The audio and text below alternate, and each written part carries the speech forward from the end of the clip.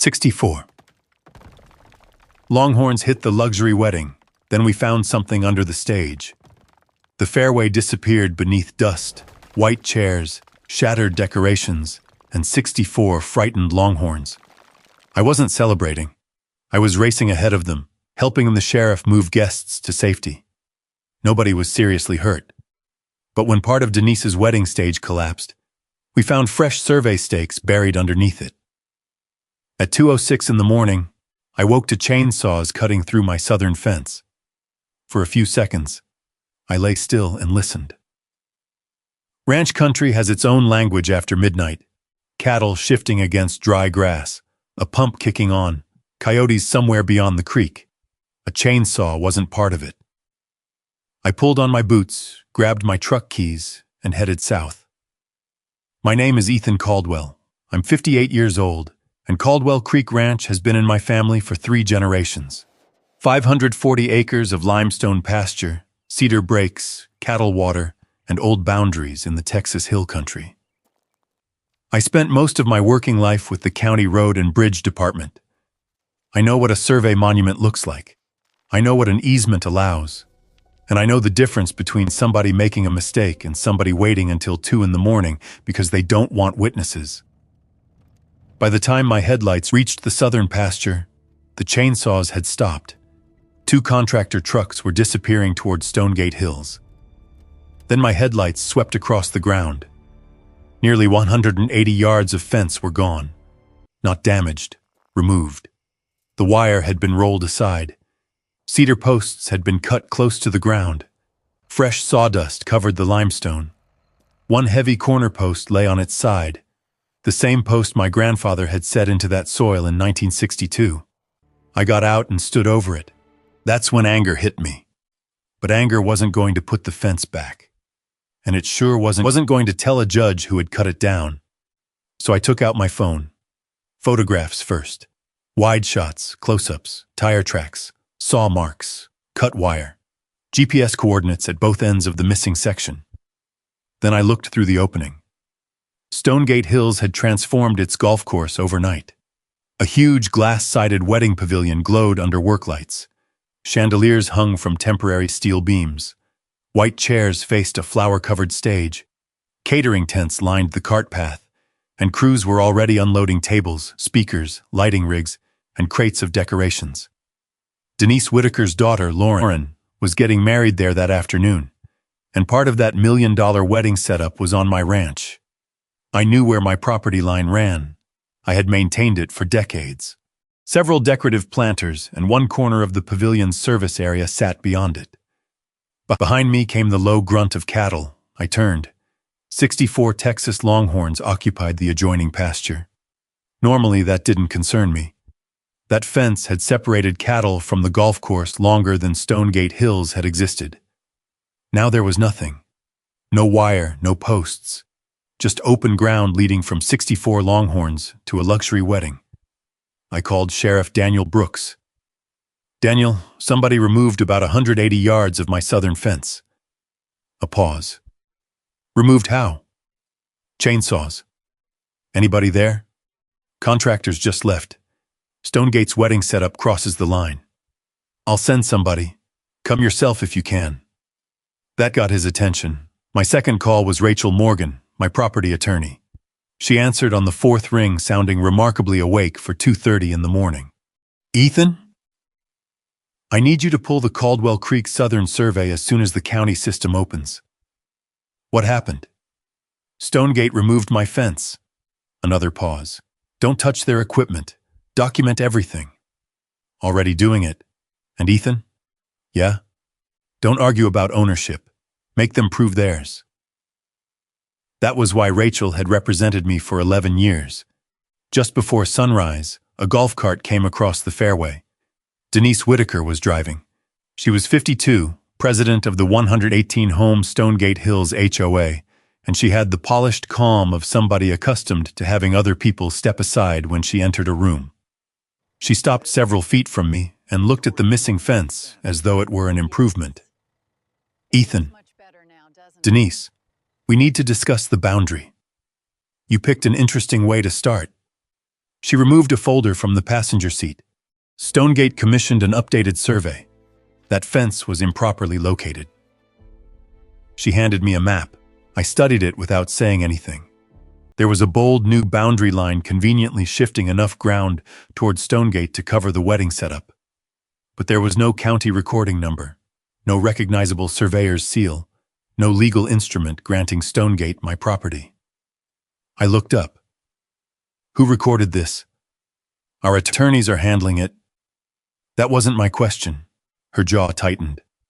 Lauren's wedding is today. Nearly 250 guests will be arriving.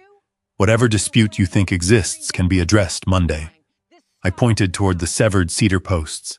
Yeah, you cut my livestock fence. We removed an encroachment. You have a court order? No court order is necessary to remove a structure improperly placed on HOA property. Then show me the recorded deed saying this is HOA property. She didn't. Instead, she looked past me toward the pasture. Your cattle are contained elsewhere, Ethan. Let's not manufacture a crisis. I followed her eyes. Several Longhorns had already lifted their heads toward the activity on the golf course. Generators hummed. Delivery trucks backed up. Metal clanged against metal. They're contained because there was a fence here. Denise gave a small, impatient smile. The ceremony lasts a few hours. Cattle don't understand HOA schedules. Her smile disappeared. I stepped closer to the cut corner post and photographed it again with Denise and her golf cart visible in the background. She noticed. Are you recording me? I'm recording my property. You'd better not interfere with this wedding. I haven't interfered with anything. I pointed at the open boundary. You did. Denise climbed back into the cart. Before leaving, she said, if you disrupt my daughter's wedding over an obsolete fence, Stonegate will hold you personally responsible for every dollar. I watched her drive away. Years earlier, losing my wife had taught me something I never wanted to learn. Anger makes promises that tomorrow has to pay for. So I didn't chase Denise. I didn't touch the pavilion. I didn't threaten anybody. I went back to documenting. By 7, I had photographed every cut post and marked the original line on my phone.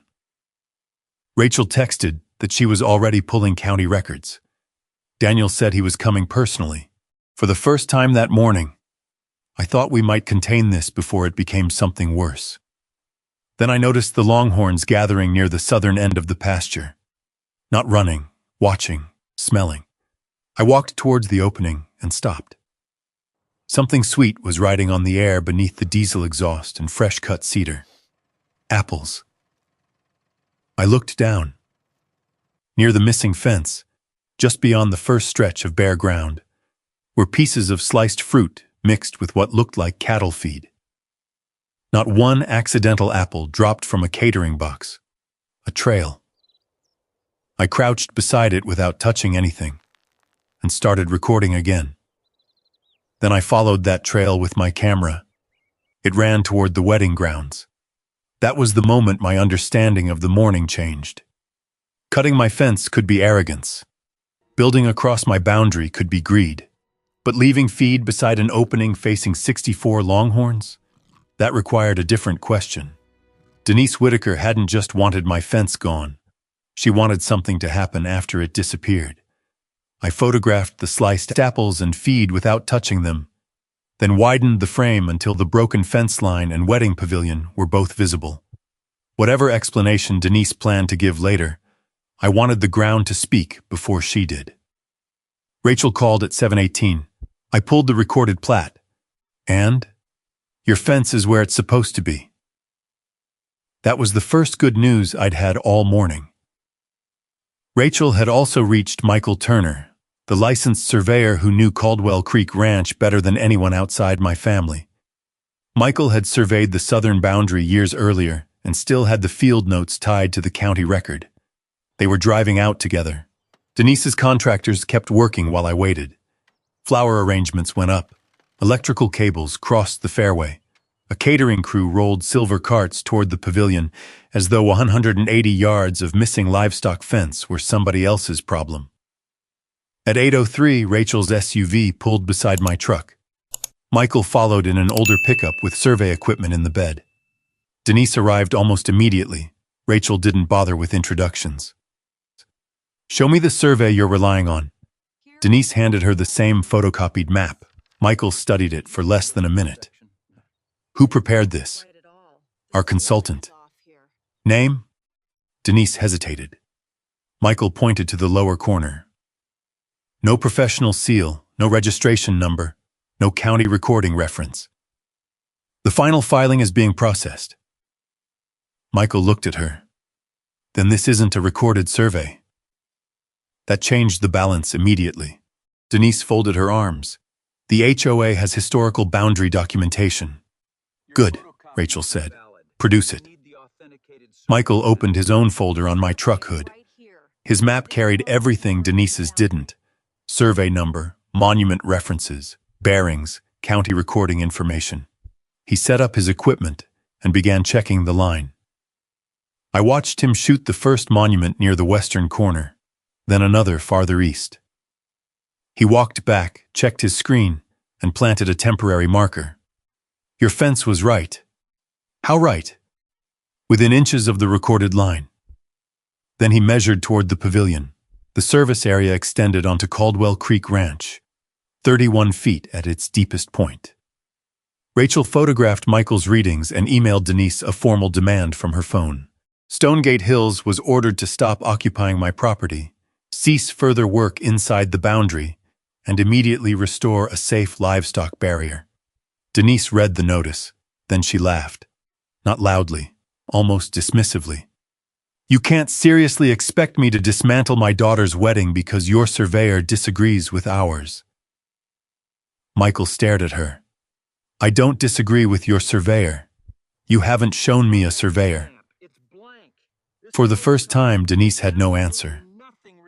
I went to my equipment shed and returned with portable cattle panels. They weren't pretty, but they could close enough of the opening to keep the herd away until we sorted out the rest legally. I had unloaded 2 panels when a white contractor truck pulled across the gap. Greg Sutton stepped out. I recognized his truck from the tire pattern I'd photographed before dawn. "Move it, Greg." He shook his head. "Can't let you put anything here." "On my ranch?" "Boundaries under dispute." "Then your wedding pavilion shouldn't be here either." He glanced toward Denise. That told me whose instructions mattered. Rachel stepped beside me. "Mr. Sutton, you've been formally notified that the recorded boundary places this ground inside Caldwell Creek Ranch." Greg shrugged. "I'm working off the HOA site plan." "Who ordered the fence removed?" He didn't answer. I pulled out my phone and started recording. "Greg, who told you to cut down 180 yards of livestock fence?" His eyes went to the camera. "I didn't say I cut anything." "You didn't have to." Denise came across the grass fast. "Ethan, stop harassing my contractors." I kept the camera on Greg. "Who gave the order?" Greg's face tightened. "We had a schedule." "Whose schedule?" "Mrs. Whitaker's." Denise said his name sharply. Too late. Greg turned toward her, frustrated. "You told us everything had to be down before Caldwell woke up and called the county. We did exactly what you said." Nobody spoke. Even Greg seemed to realize what he'd just admitted. I looked at my phone to make sure it was still recording. It was. Denise stepped toward me. "Delete that." "No." That statement was taken out of context. "It happened 12 seconds ago." She pointed toward the golf course. "This event has permits, contracts, vendors, and hundreds of invited guests. You are deliberately creating disruption." Rachel answered before I could. "My client is trying to replace the livestock barrier your contractor just admitted you ordered removed." Denise's expression hardened. "No structures go up until the boundary dispute is resolved." Rachel looked at the pavilion. "Interesting rule." A county SUV rolled onto the maintenance road. Sheriff Daniel Brooks stepped out. Denise immediately changed tone. "Sheriff, thank God. Ethan is attempting to interfere with a private event." Daniel looked at my panels, then at the missing fence. "Looks to me like he's attempting to keep cattle contained." Denise handed him her map. Daniel barely glanced at it before giving it to Michael. Recorded? No. Then Daniel looked at Rachel. Yours? County record says Ethan owns through here. Michael just confirmed it. Daniel's eyes settled on Denise. Until somebody produces a lawful order saying otherwise, don't remove anything else from Caldwell property. Denise's face went cold. The wedding proceeds. Daniel didn't argue. That doesn't make his property yours. For the first time that morning, I felt the ground shift beneath Denise instead of beneath me. Her survey had failed. Her contractor had admitted she ordered the fence removed. The sheriff had heard that her claim wasn't supported by county records, but the physical danger hadn't changed. The fence was still open, and Greg's truck was still preventing me from closing it. Daniel ordered him to move.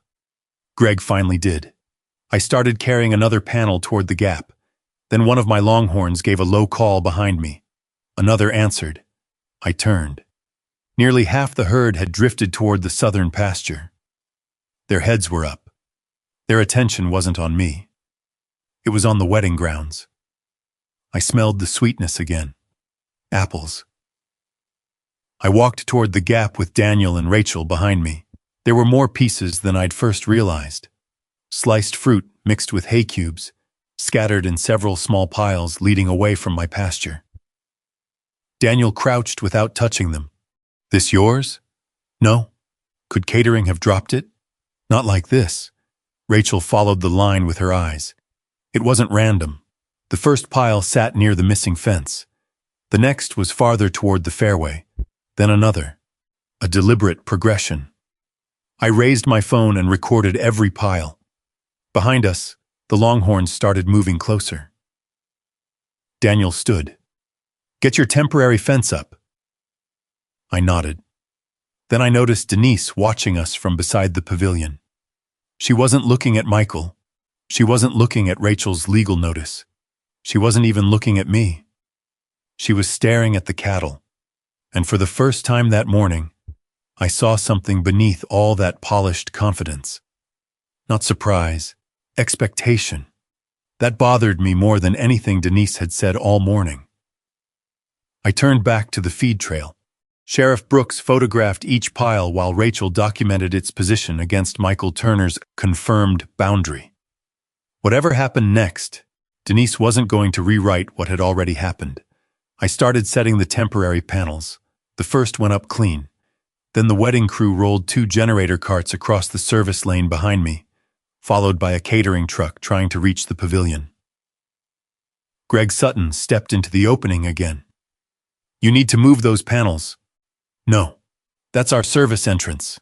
I locked the second panel into place. This was my cattle fence before you turned it into your service entrance. Greg looked toward Denise. Daniel saw it too. Mr. Sutton, he said, don't touch those panels. Greg backed away. That should have bought me time. Instead, the noise kept building. Delivery trucks hissed their brakes. Workers rolled steel tables across concrete. The band started a sound check inside the pavilion. Every unfamiliar noise carried directly into a pasture that had been quiet 12 hours earlier. The Longhorns noticed all of it. 64 animals don't panic because one truck arrives. But cattle read movement, pressure, sound, and each other. One nervous animal becomes 3. 3 become 20. I walked toward the herd and gave the low whistle they knew. Several heads turned toward me. Come on. I moved west. The lead cows followed. For a moment, the rest began drifting behind them. Then a catering worker crossed the fairway carrying another crate of apples. Half the herd stopped. I pointed toward him. Where did those come from? He looked confused. Kitchen delivery. Did your crew put any beside my fence? No, sir. We haven't been near your fence. Denise appeared before I could ask anything else. This is becoming harassment. Daniel stepped between us. Actually, we're trying to determine who placed livestock feed beside an open livestock boundary. Denise gave him a flat look. You're taking his side. I'm taking photographs. She turned to me. Lauren will be here soon. I want you away from the ceremony area. I want my fence back. You have your temporary panels. Because you cut down the permanent one. Her voice sharpened. You keep making accusations you can't prove. Greg looked at the ground. I almost smiled. We're getting there. A black SUV arrived near the pavilion. Lauren Whitaker stepped out with Ryan Foster. Lauren was carrying a garment bag rather than wearing her dress yet, and when she saw Daniel's county vehicle beside my temporary panels, confusion crossed her face. She walked directly toward us. Mom, what's happening? Nothing you need to worry about. Lauren looked at the destroyed boundary. What happened to the fence? Denise answered too quickly. It was removed as part of the site agreement. I looked at Lauren. What agreement? Denise cut in. Ethan, don't. Lauren frowned. The lease. There it was. What lease? The one for the pasture. Mom said you approved using part of it for photographs and overflow setup. Ryan's expression changed. He looked at Denise. I asked to see that agreement. And I told you legal was finalizing it. Rachel stepped forward. I'm Ethan Caldwell's attorney. There is no lease. Lauren stared at her mother. Denise didn't blink. This is a boundary dispute, that's all. No, Rachel said. The recorded boundary isn't disputed by any valid document we've seen. Ryan glanced toward Michael's equipment.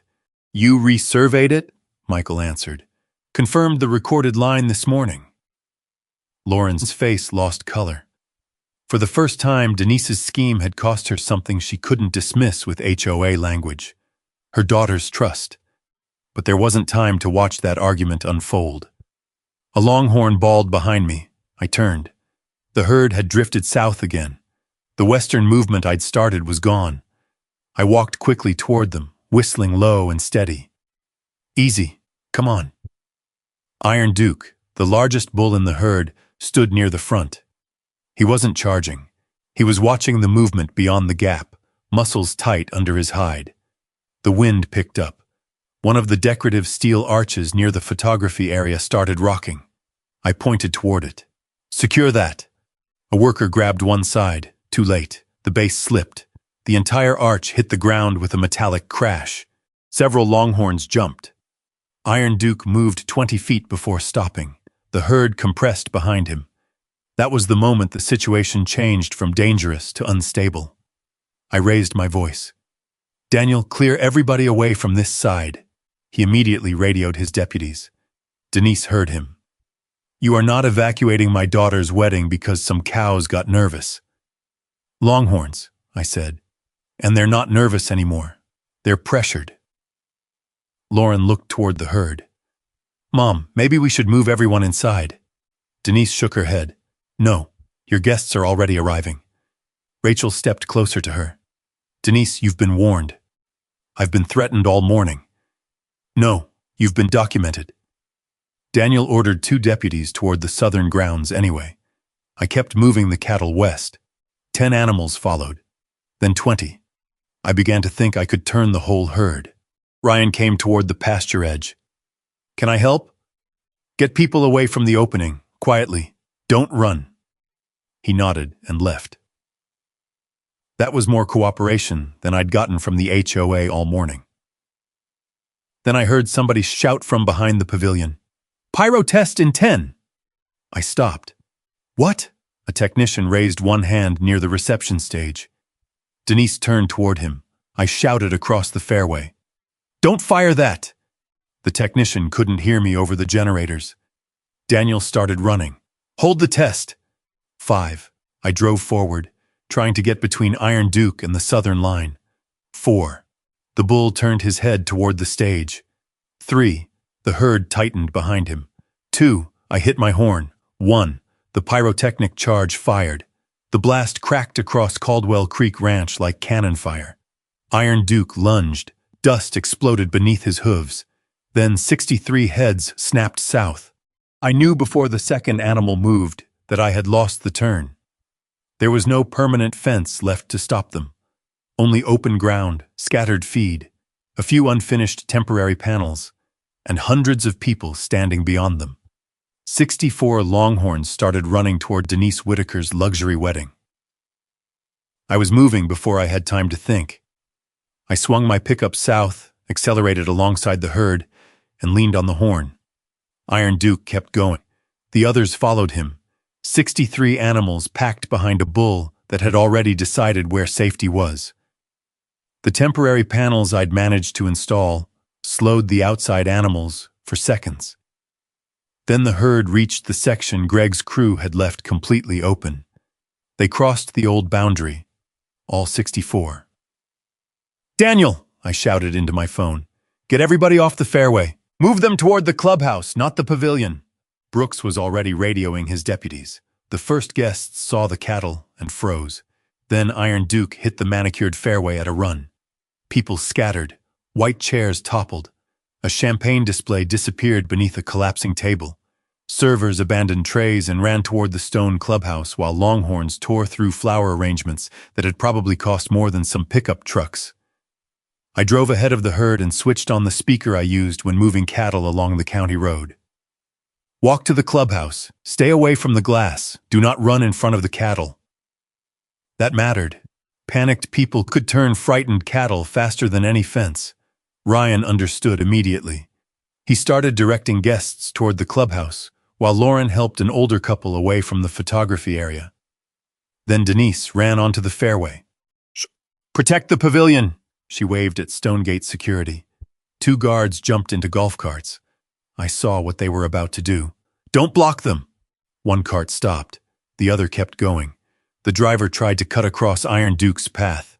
The bull turned sharply and struck the side of the emptying cart as the guard jumped clear. The cart rolled onto its side and slid across the grass. "Leave them an exit," I shouted. Daniel reached the driver, confirmed he was on his feet, then pointed toward the maintenance opening. "Ethan, can you push them east?" "I can if nobody closes that lane." Brooks ordered everyone out of it. For the next several minutes, the wedding stopped being a wedding. It became livestock control. The band abandoned the stage. Guests crowded behind the clubhouse wall. Decorative columns fell as cattle brushed past them. An 8-tier cake hit the floor when 2 tables collapsed against each other. Then several Longhorns reached the pavilion. Lighting cable tangled around one animal's horns. He pulled away, dragging part of the decoration rig with him. The stage shifted. People screamed from inside. I drove close enough to make the herd turn away from the glass. "Open those doors!" Daniel yelled. Security hesitated. Denise shouted, "Keep them closed!" Daniel looked at her. "Open them now!"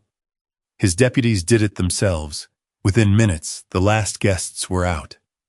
Nobody was seriously hurt. That was the only thing that mattered to me. The wedding could be rebuilt. People couldn't. Once the crowd was clear, I brought my feed truck around from the ranch side. The familiar engine sound got the attention of several cows. I dropped feed farther east, away from the pavilion, and the first group followed. Iron Duke resisted longer. Then he turned. The herd followed him. One by one, we worked them back toward Caldwell Creek Ranch. When the dust finally started settling, the fairway looked like somebody had dragged a storm through it. Denise stood beside the ruined ceremony area staring at me. "You did this." I climbed down from the truck. "No.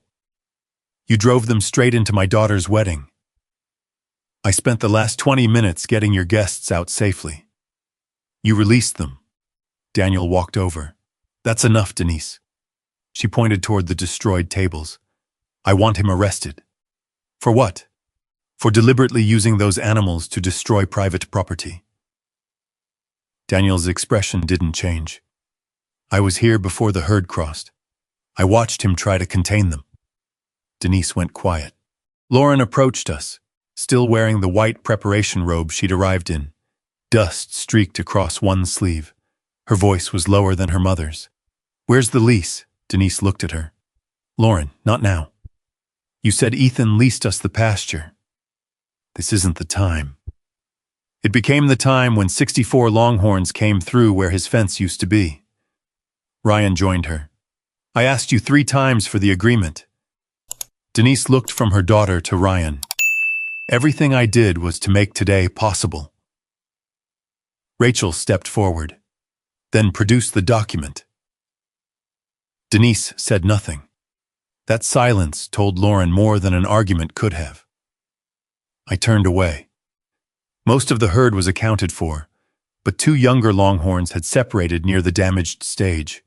One stood beside a fallen floral wall.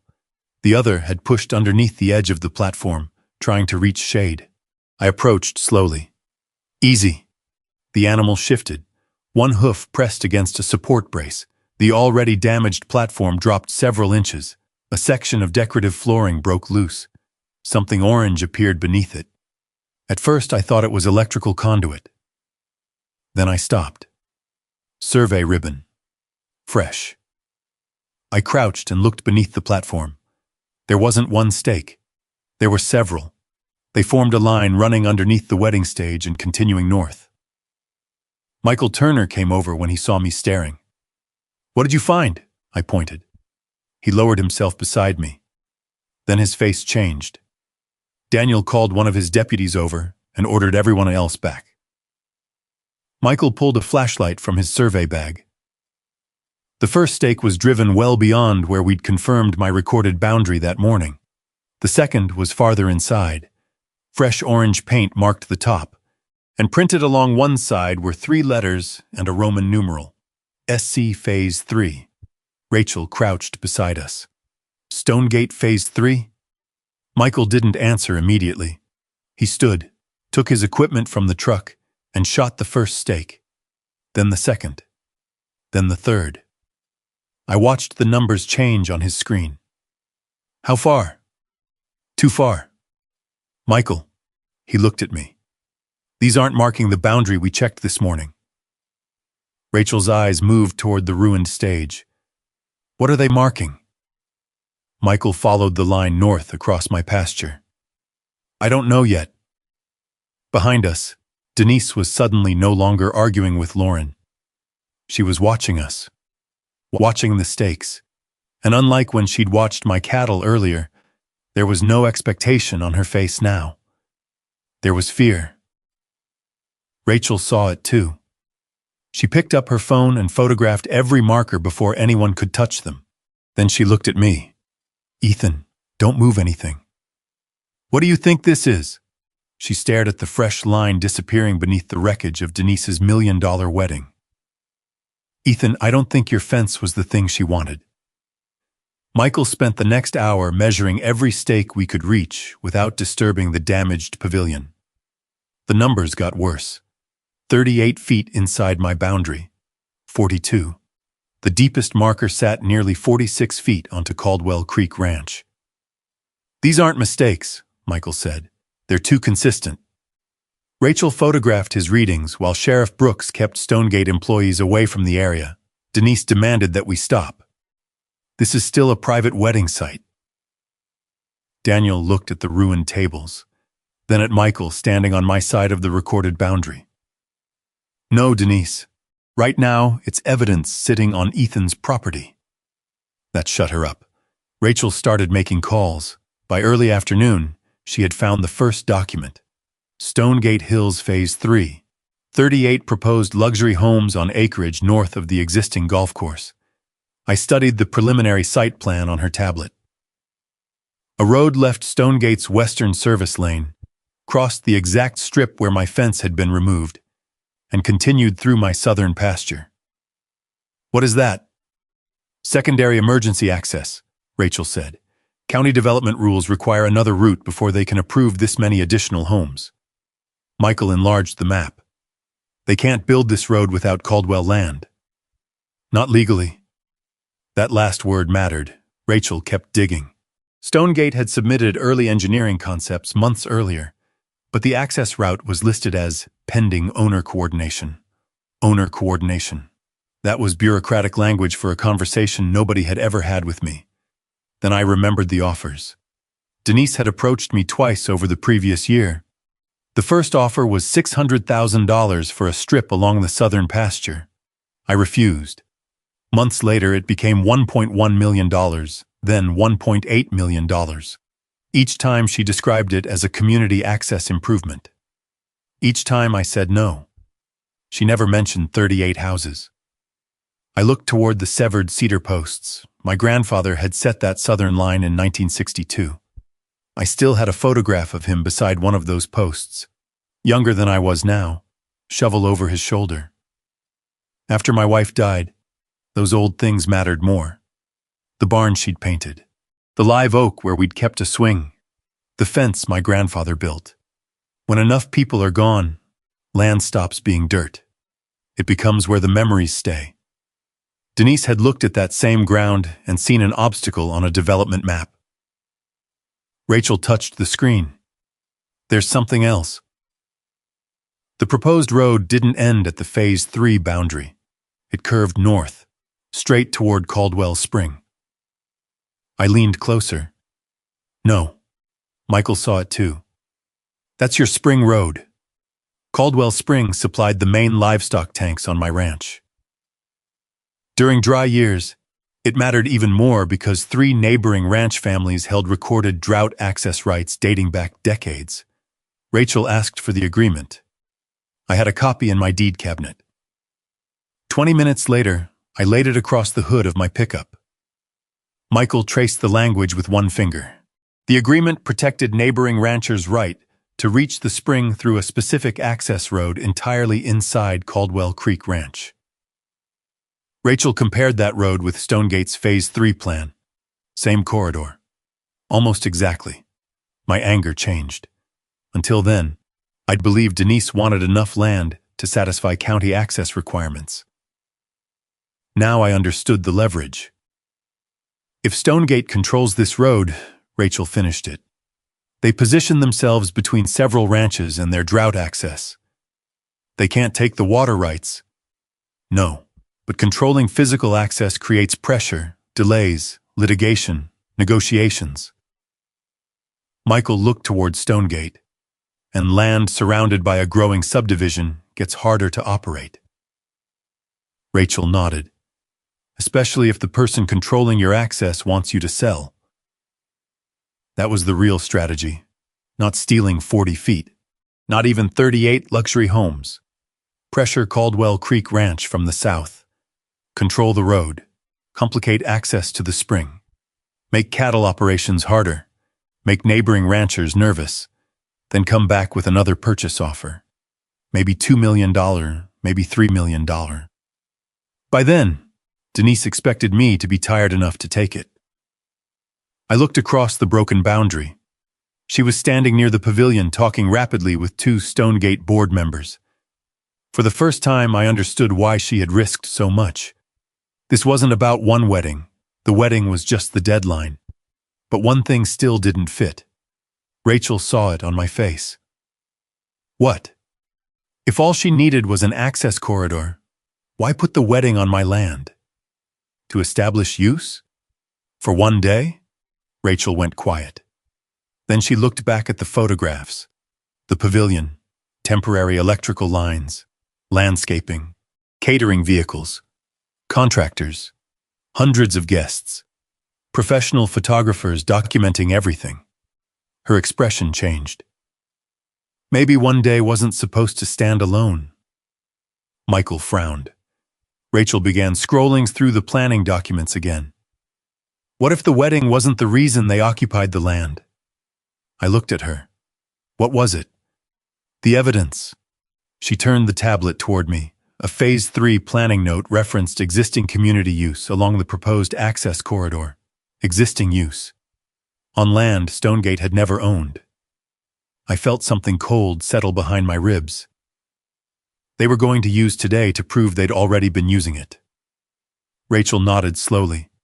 Photographs, vendors, temporary utilities, HOA contractors, hundreds of witnesses who'd assumed Stonegate had permission. Daniel stepped closer. Permission Ethan never gave. Exactly. I looked toward the destroyed pavilion, then at the fake map Denise had handed me that morning. The fence removal wasn't simply about clearing space. The wedding wasn't simply about Lauren. And those survey stakes hadn't been hidden beneath that stage by accident. Denise had spent months building a story on paper. This morning, she had tried to build that story on my land. But there was still one question.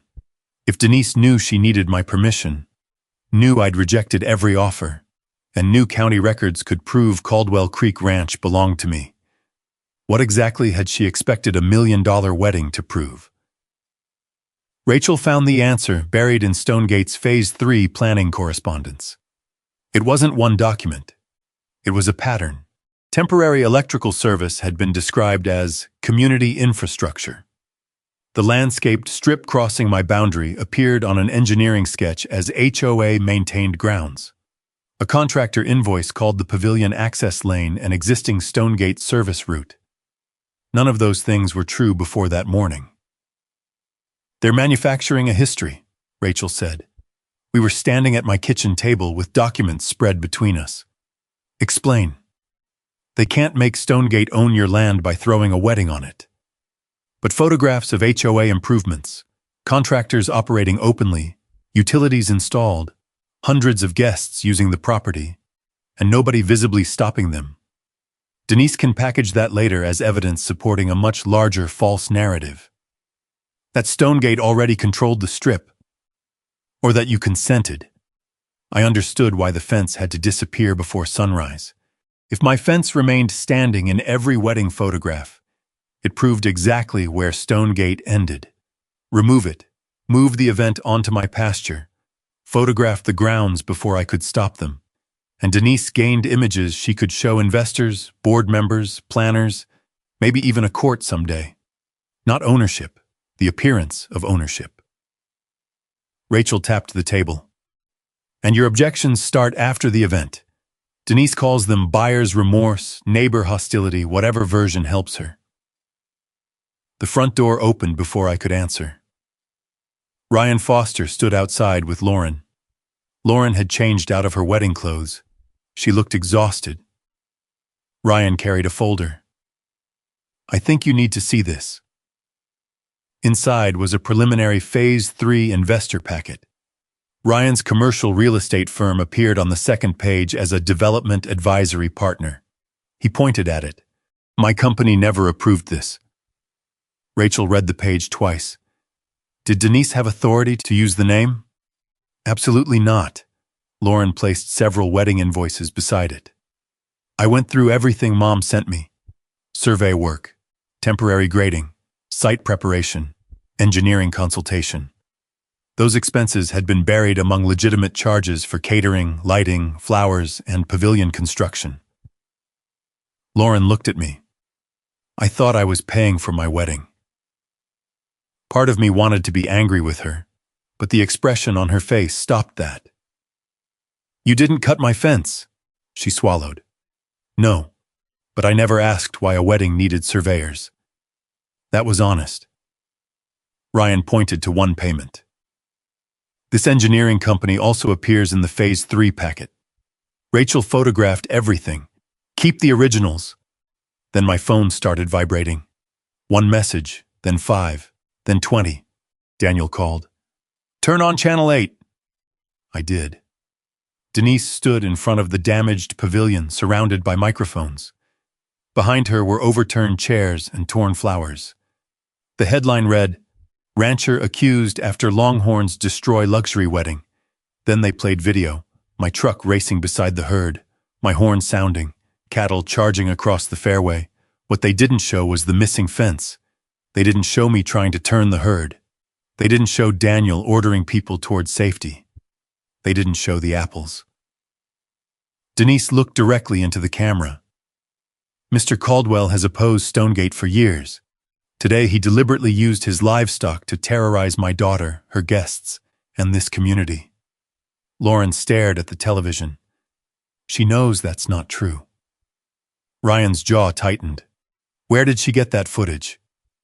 "Wedding cameras," Rachel said. "Edited carefully." My phone kept filling with messages. Some were from people I'd known for years asking what happened. Others weren't questions.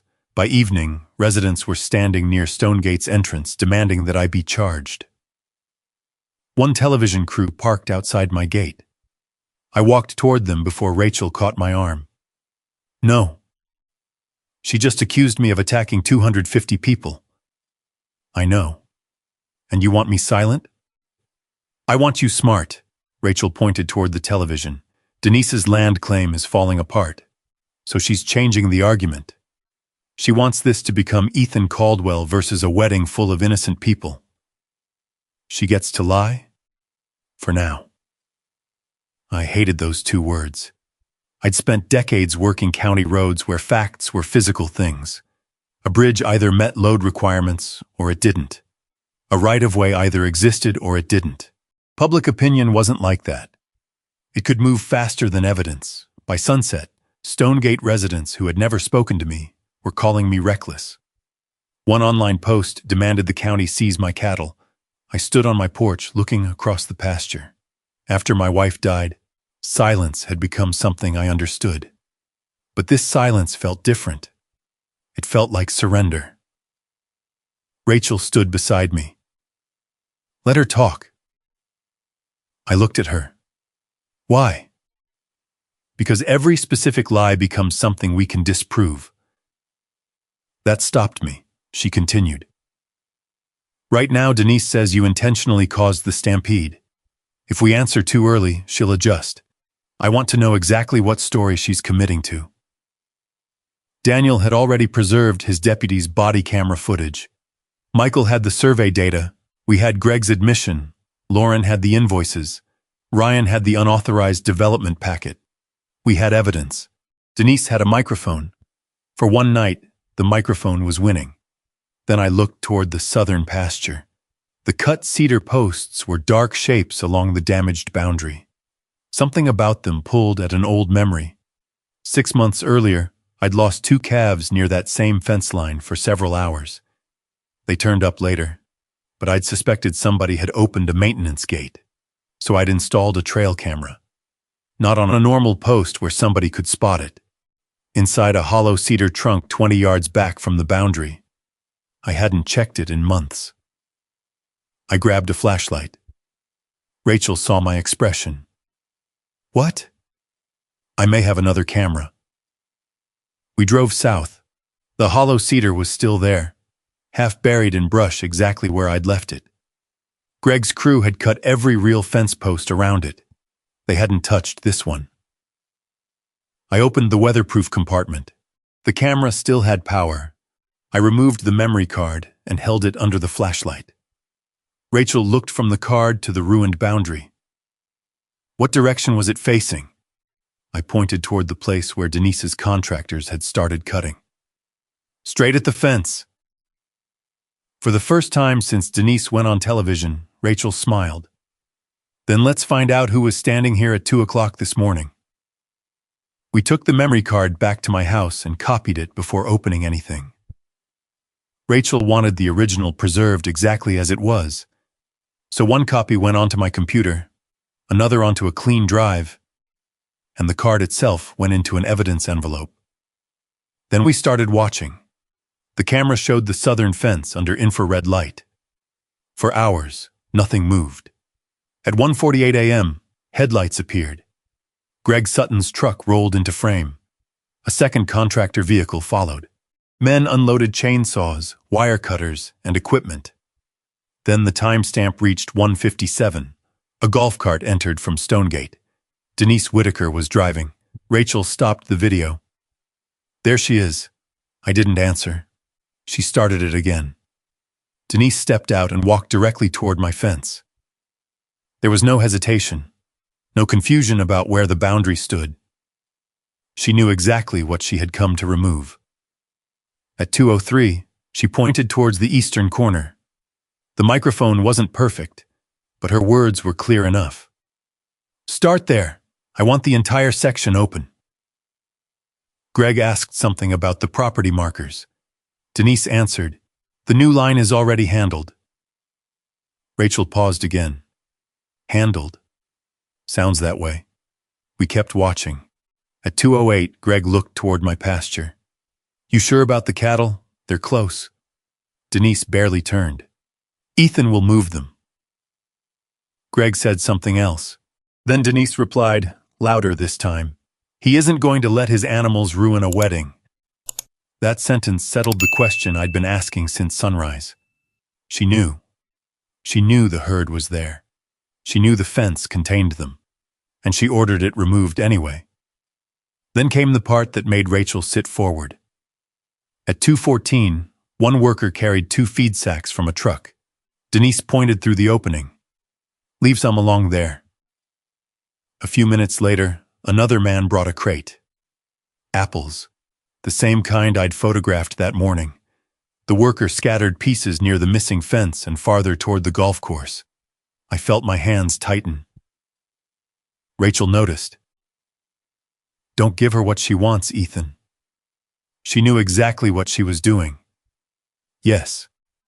She created the danger and went on television blaming me for it. Yes. Then we release this tonight. No.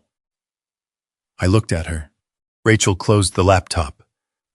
Denise has scheduled another press conference tomorrow afternoon. So today she implied things.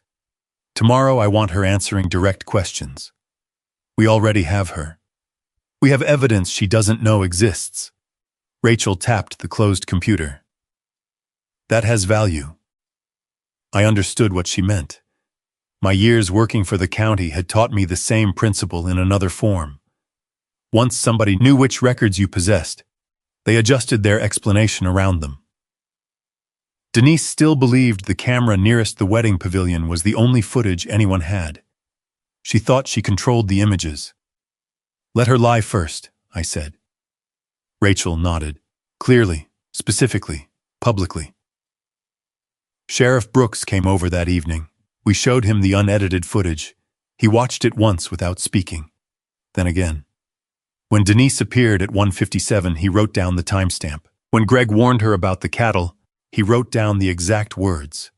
When the feed appeared, he stopped the video. That needs to be preserved properly. "The original card hasn't been altered," Rachel said. "Daniel took custody documentation without removing our working copies. I'll arrange forensic verification if this becomes criminal evidence." "Do you think it will?" He looked at me. "Somebody intentionally destroyed a livestock barrier after being warned cattle were present, then placed feed near the opening. I'm not making charging decisions tonight, but I'm not treating this as a neighbor dispute anymore." That was another shift. Denise had started the morning pretending this was an HOA boundary disagreement. Now the sheriff was talking about evidence. By noon the next day, her media campaign had grown. Stonegate's social pages repeated the edited footage. Denise announced she would make a full factual statement from the damaged wedding grounds. Rachel almost laughed when she heard that phrase.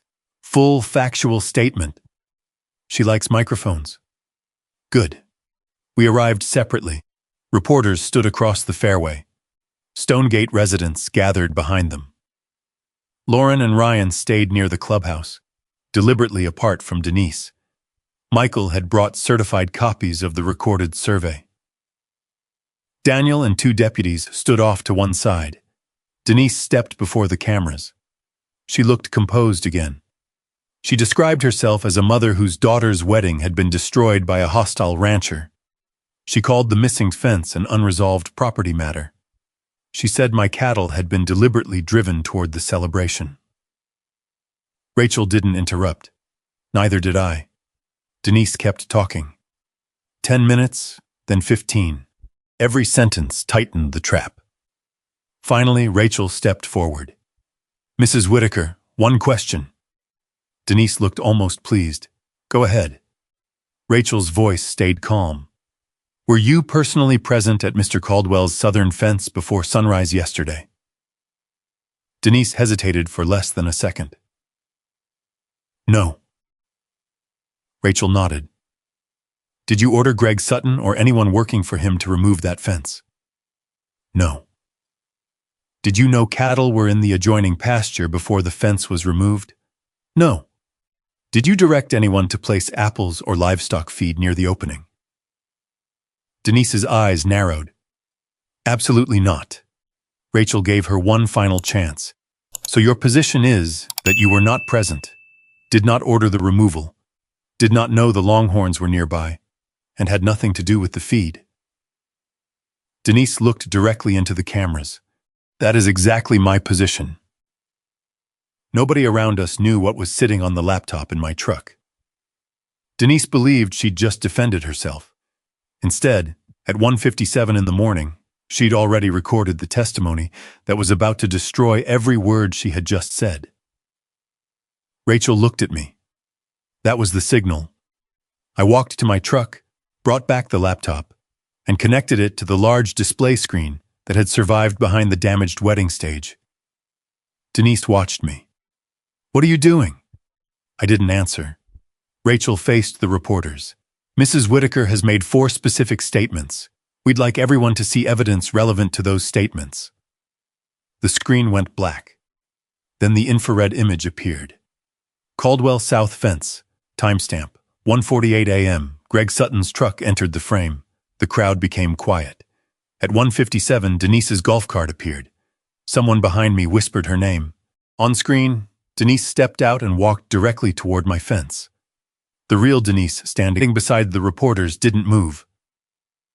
Then her recorded voice came through the pavilion speakers. "Start there. I want the entire section open." The crowd reacted immediately. Rachel raised one hand. "Please let the recording finish." At 2:08, Greg's voice came through. "You sure about the cattle? They're close."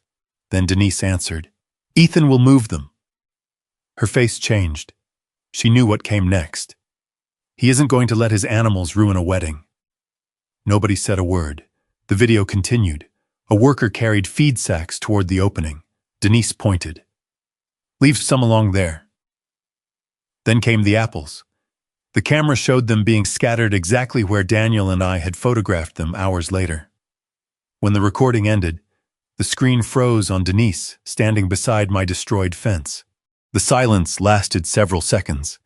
Then every reporter started talking at once. "Mrs. Whitaker, why did you deny being there? Did you knowingly remove a livestock barrier? Why was feed placed beside the cattle? Was the boundary dispute fabricated?" Denise raised both hands. "That footage has been manipulated." Daniel stepped forward. "The original memory card is being preserved as evidence. Nobody here is making a forensic conclusion from this podium, but we have documented chain of custody." That killed Denise's easiest escape. She turned toward me. "You planned this." "No. You've had cameras aimed at Stonegate. The camera was on my ranch, aimed at my fence. You were waiting for something like this." I looked at the frozen image behind her. "I wasn't waiting for you, Denise. You came to me." Lauren moved through the reporters. She had carried herself quietly since the wedding, but there was nothing uncertain about her now. "My mother told me Ethan had given us permission to use part of his pasture." Denise stared at her. "Lauren, don't do this here." "You did it here." That landed harder than anything I'd said. Lauren faced the cameras. "There was no lease. I never saw one because one never existed. If I had known that wedding was being built on Ethan's land, I would never have agreed to it." Denise reached for her arm. Lauren stepped away. Ryan moved beside her. "And my firm's name was used in Stonegate Phase 3 materials without authorization." More questions erupted. Ryan held up the investor packet. "My company never approved participation in that development. We are formally withdrawing any association with it and preserving these documents for investigators."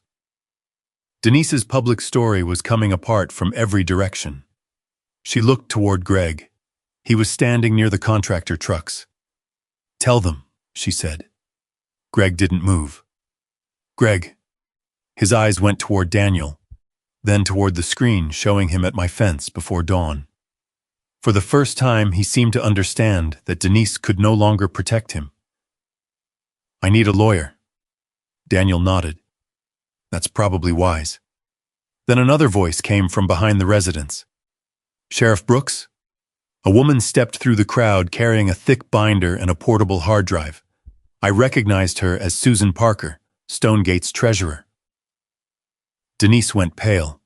"Susan, go home." Susan stopped. "No." It was a small word, but the effect was immediate. Denise walked toward her. "You have no authority to speak for the board." "I'm not speaking for the board." Susan tightened her grip on the binder. "I'm speaking about the money." Denise stopped. Rachel moved closer.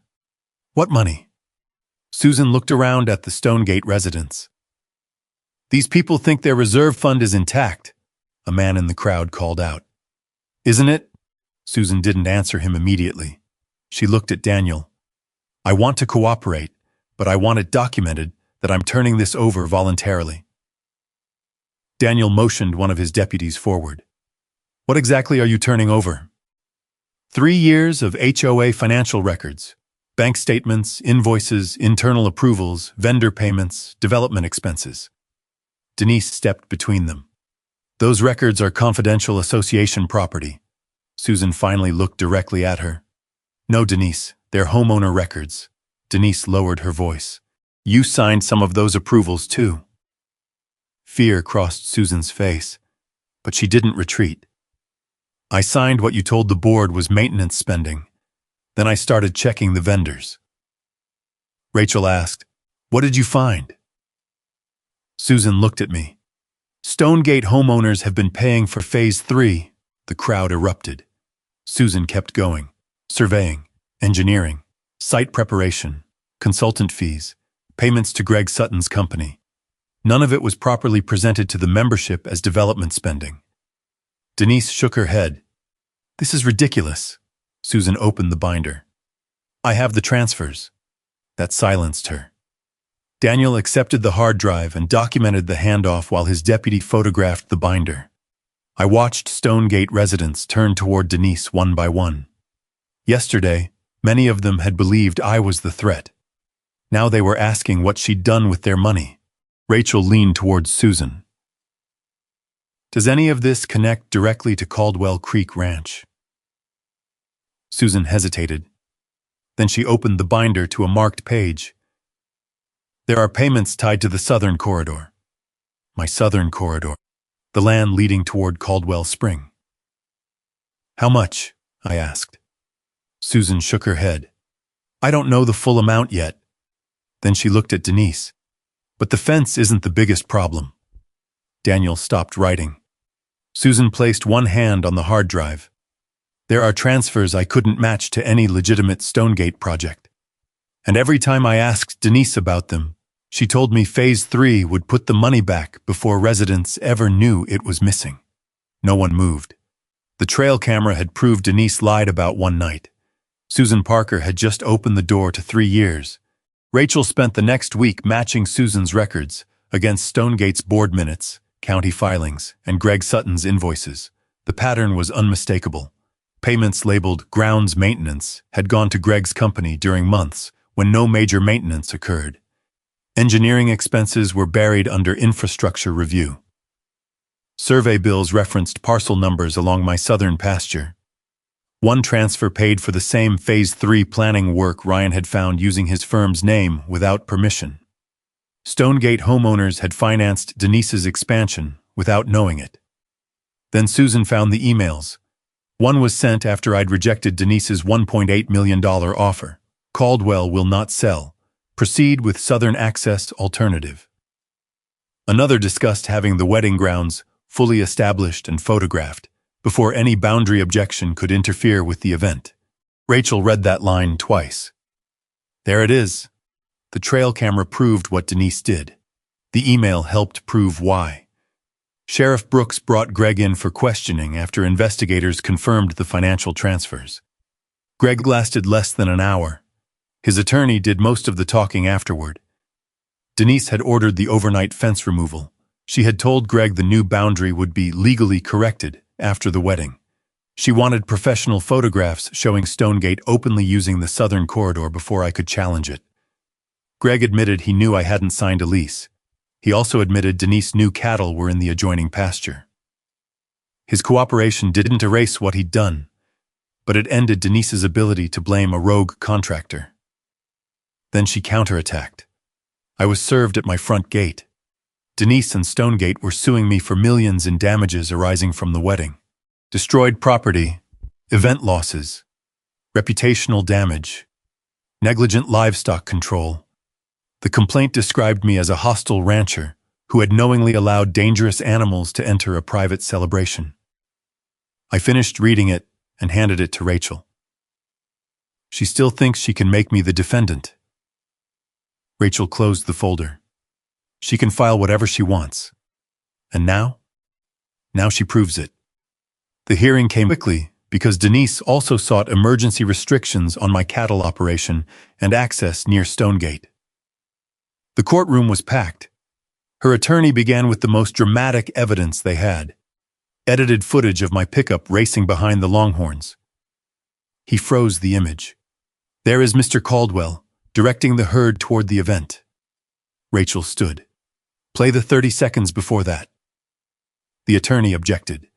The judge ordered the full sequence played. The screen showed the herd already running, then my truck entering from the side, trying to turn them, then Daniel's deputies moving guests toward safety. The power of the edited clip disappeared in less than a minute. Rachel called Michael Turner. He identified the recorded Caldwell Creek survey and explained that my original fence had stood on the lawful boundary. How far did the wedding infrastructure extend onto Mr. Caldwell's land? 31 feet. And the hidden Phase 3 stakes? Some approximately 46 feet. Then Daniel testified. He confirmed I'd called law enforcement before the stampede. He confirmed I tried to rebuild the barrier. He confirmed Greg initially blocked me. He confirmed Denise had been warned that 64 Longhorns were exposed to wedding activity. Lauren testified next. My mother told me Ethan had leased us the land. Did you ever see such a lease? No. Ryan authenticated the Phase 3 packet and testified that his firm's name had been used without authorization. Susan followed with the financial records. Then Greg took the stand. Denise stared at him the entire time. He wouldn't look back. Who ordered the fence removed? Denise Whitaker. Why before sunrise? She wanted the site open before Mr. Caldwell could stop the setup. Did she know cattle were nearby? Yes. Finally, Rachel played the trail camera footage. Not a clip. All of it. 1:57 a.m., Denise arriving. 2:03. Start there. I want the entire section open. 2:08. Greg warning her about the cattle. Then the feed. Rachel followed it with Denise's recorded press conference denials. The contrast was devastating. Denise's attorney tried to shift back to the damage. Rachel didn't deny the wedding had been destroyed. She asked the only question that mattered. Who knowingly removed the safety barrier? Then she introduced the email about establishing and photographing the southern access corridor. The courtroom went quiet. Denise finally testified herself. She called Phase 3 legitimate planning. She called the false boundary map preliminary. She called the feed incidental. She called Greg unreliable. She called Susan disgruntled.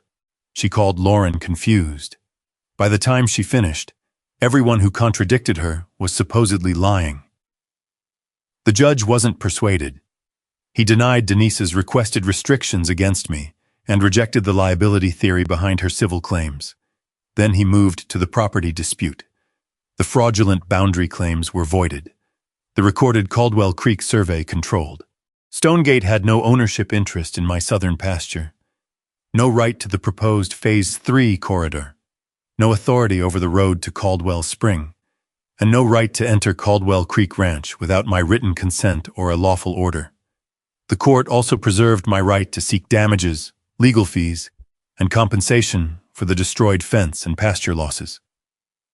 Denise entered that courtroom trying to make me pay for her wedding. She left without the land her entire plan depended on. Outside, reporters crowded the courthouse steps. I didn't stop. Rachel and I walked down together. Then I saw Sheriff Brooks beside a county vehicle. He wasn't there for an interview. He was holding a folder. Denise emerged behind us with her attorney. Daniel stepped forward. Denise Whitaker? She stopped. The color left her face. This time, the paperwork in his hand wasn't an HOA violation, and it wasn't a lawsuit. It was the beginning of the criminal case against Denise Whitaker. Sheriff Brooks served her outside the courthouse while cameras recorded the same woman who had spent days calling me dangerous being formally notified that investigators were pursuing charges tied to fraud, forged property filings, misuse of HOA funds, and destruction of my fence. Denise looked at me as Daniel finished. "You think you've won?" I shook my head. This was never about winning. She almost laughed. "No, you wanted Stonegate destroyed." That was the last thing I wanted. Stonegate had 118 homes filled with people who hadn't cut my fence, falsified a survey, or tried to turn Caldwell Spring into development leverage. "I wanted you off my land." Then I walked away. The investigation moved faster after Greg began cooperating. His records connected Denise directly to the overnight removal, while Susan Parker's financial files showed unauthorized HOA money flowing into Phase 3 surveying, engineering, and site work. County investigators also began reviewing the false property documents separately. Stonegate removed Denise as president before the criminal case reached trial. Susan didn't celebrate. She called an emergency membership meeting and opened with the numbers, reserve balances, unauthorized payments, outstanding contracts, Phase 3 expenses. Everything Denise had kept behind closed doors went onto a projector for homeowners to see.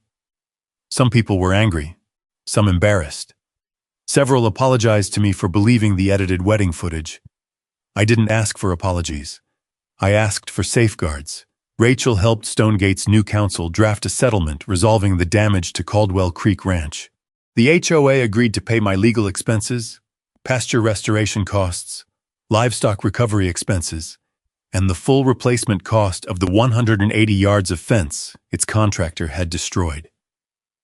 Greg's cooperation reduced his exposure, but it didn't erase responsibility. His company surrendered its claim for unpaid wedding work and contributed toward the fence replacement. Susan helped organize a temporary board with open financial reporting and independent review of major expenditures. Phase 3 died completely. Without my land, there was no southern emergency access corridor. Without that corridor, Denise's development plan had nowhere to go. The most important document came several weeks later. Michael Turner met me at the southern pasture carrying a new certified survey package. We walked the same line where I'd found sawdust at 2:06 that morning. This time, permanent survey monuments marked the recorded boundary. Michael handed me the stamped copy. Caldwell Creek Ranch, 540 acres, same as before. I looked at him. That's a lot of trouble to prove something that never changed. Michael smiled. That's property law more often than people realize. I didn't rebuild my grandfather's fence exactly as it had been. I couldn't. Too much had happened there. I installed a steel livestock barrier along the southern line, stronger than the old cedar and wire fence and positioned against Michael's recorded monuments. Cameras covered the access points. At the main gate, I mounted one sign.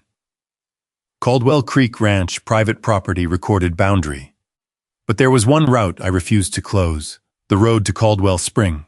The old drought access agreement remained exactly as my family had honored it for decades. Neighboring ranchers could still reach the spring when dry conditions made that water necessary.